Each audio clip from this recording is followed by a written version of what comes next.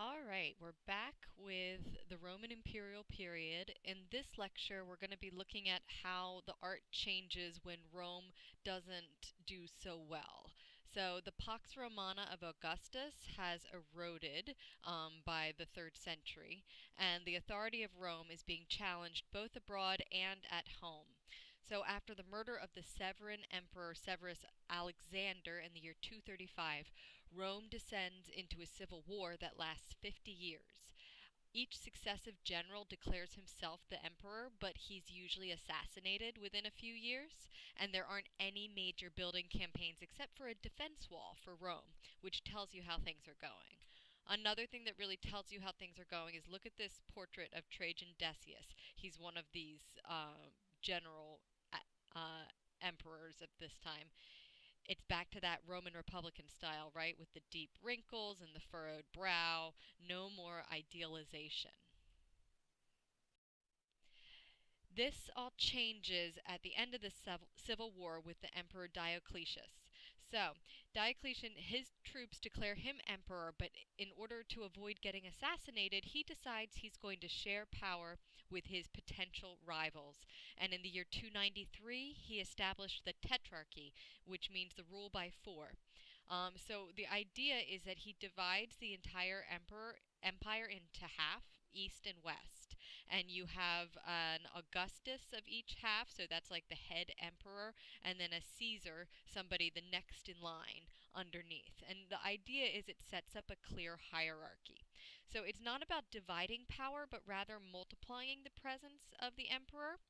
And these four rulers do manage to get along without strife until Diocletian retires in the year 305, and then they fight, and the Tetrarchy collapses.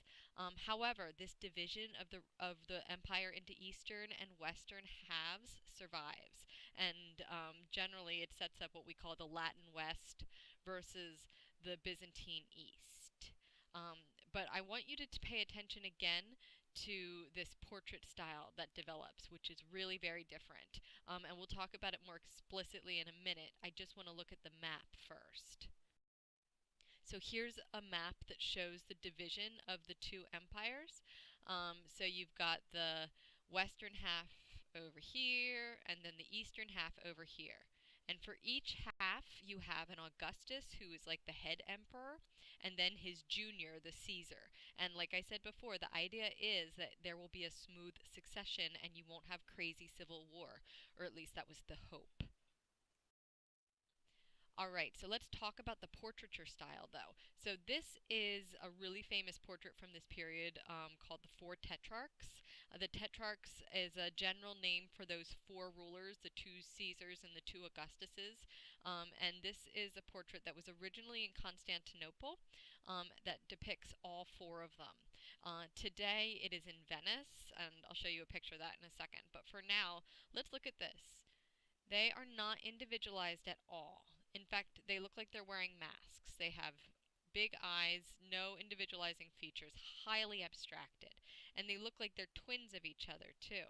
So this abstraction and simplification of the portrait style is something that marks the Tetrarchy.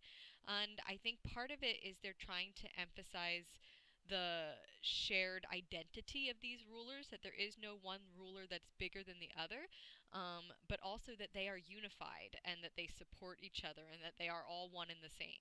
So again, this goes along with the idea that it is a amplification of power rather than a division of power. And they're made of porphyry, which is this purple marble that was only for imperial commissions. It's an interesting type of medium that we haven't seen before. Most of the marble that we've looked at so far has been the translucent, highly polished marble, but that's not what this is. And here it is today in Venice. It's on St. Mark's Square, and you can see that these tourists could really care less about random sculpture behind them. But for us, it's very important. Okay, so in 305, Diocletian abdicates, and there's another 20 years of civil war. At the end of it, Constantine the Great becomes the emperor of the western half after he defeats Maxentius in the year 312. And this is important. According to legend, the night before Constantine beats Maxentius, he has a vision of a flaming cross in the sky and hears the words, "In this sign you shall conquer." So basically, he has this vision that the Christian cross is going to bring him victory. We'll talk about that more next week. But for now, just remember that. And then at that point, so Constantine is the emperor of the western half, and Licinius is the emperor of the east. But eventually, those two become enemies. Constantine defeats Licinius and then establishes a new Rome at the city called Byzantium, which he then names after himself, Constantinople. So here is a map showing the rise of Constantine, and over here you can see the city Byzantium, then is called Constantinople. Today it's called Istanbul. So this is basically the capital of the eastern half. Rome is the capital of the western half, but Constantine does manage to integrate all of them again. So, after he defeats Maxentius in Rome, the Romans decide that they will erect a triumphal arch in his honor in Rome, right next to the Colosseum. So, if you're thinking about visual propaganda, this is some pretty prime real estate. It is also a very large triumphal arch. It's much bigger than the Arch of Titus, which we studied earlier in the Roman Imperial period.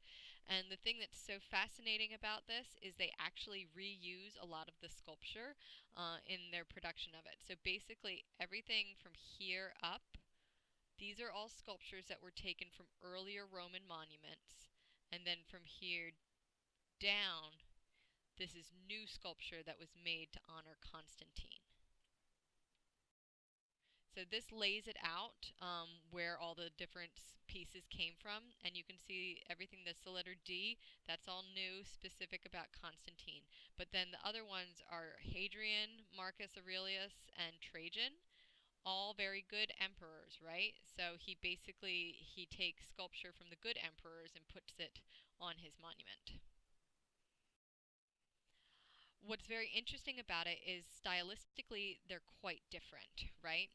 So the earlier ones have the type of Greek naturalism and idealism that we were accustomed to within Roman monumental sculpture. So here, this is from one of a monument dedicated to Hadrian, and what's so interesting about it is they actually replace Hadrian's head with Constantine. So it's like Constantine is literally beheading the old leaders and putting his own head on there. But if you look at them stylistically, it totally fits in with everything Greek. Then you go down here to the new stuff and look, totally different. Stubby little bodies, not at all naturalistic, none of this graceful contrapposto, short, squat little figures. Here's a close up on it. So this is Constantine addressing the Roman people, and again, there's not a lot of individualization across the figures. They are all have kind of the same body.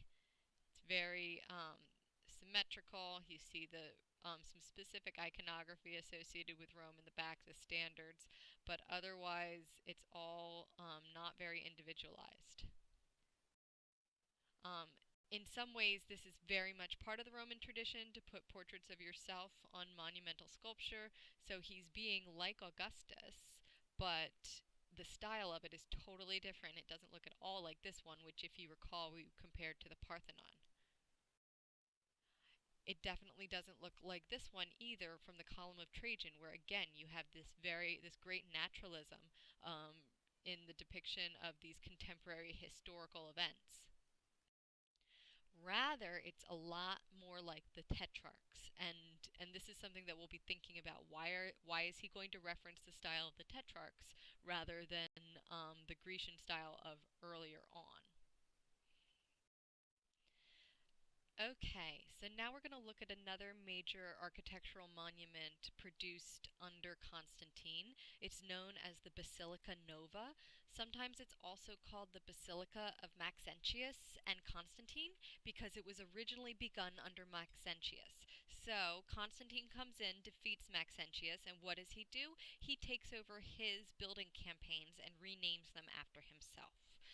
So you can see it's not in great shape anymore, but this gives you a little bit of a sense of the scale of it. It was massive. So we're going to move now to a reconstructed view of it. So this is an idea of what it originally looked like inside, and you can see that, like so many of these Roman buildings, it was encased in marble veneer. It has barrel vaults that are groin vaults, and then it's fenestrated. We'll talk about that in a moment.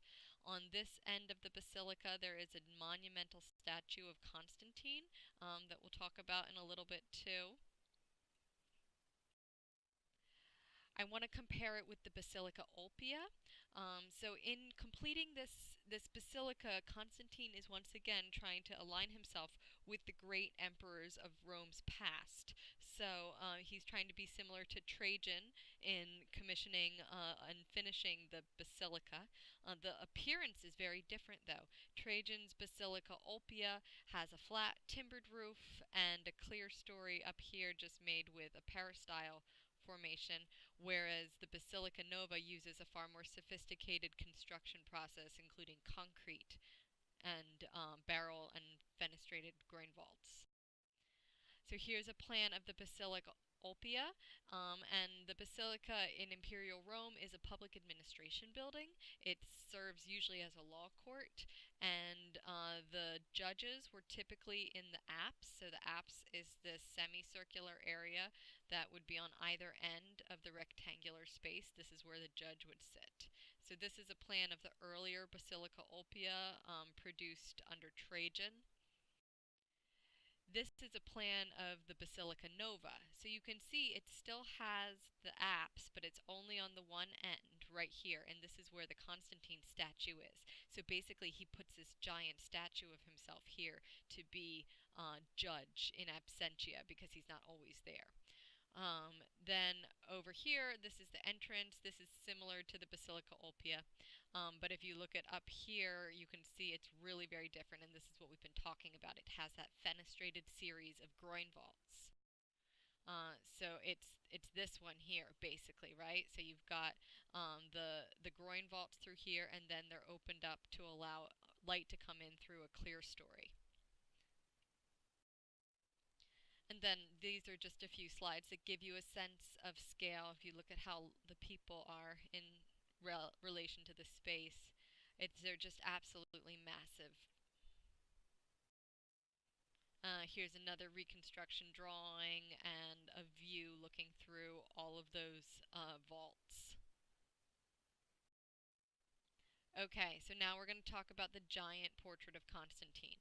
So just to give you a sense of scale, the head and one of the hands remain, and the head on its own is 8.5 feet tall. So if that's just the head, you know how big the whole thing was. So it had a wooden core and then marble extremities and then a gold tunic that he wore. So it was basically a giant cult statue of Constantine.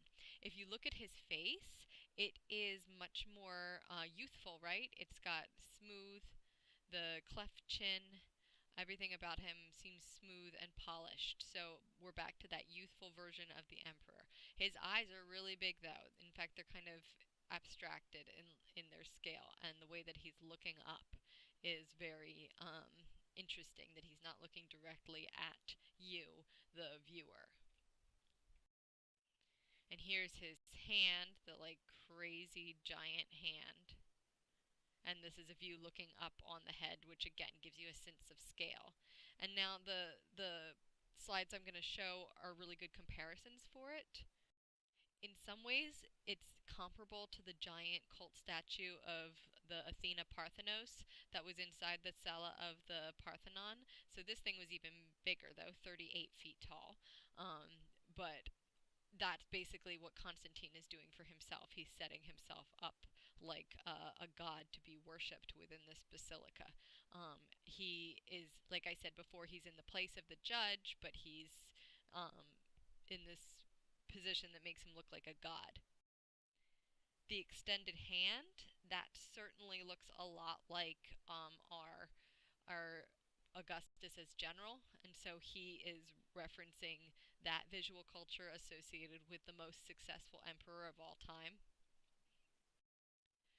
But then finally, the eyes, those big abstracted eyes, don't they look a lot like the tetrarchs? And that would be a reasonable thing for him to reference as well. Anyway, so as we conclude our look at the Roman imperial period, we're concluding with another very eclectic artwork that's pulling styles from all these different periods in order to communicate a message about Constantine's leadership.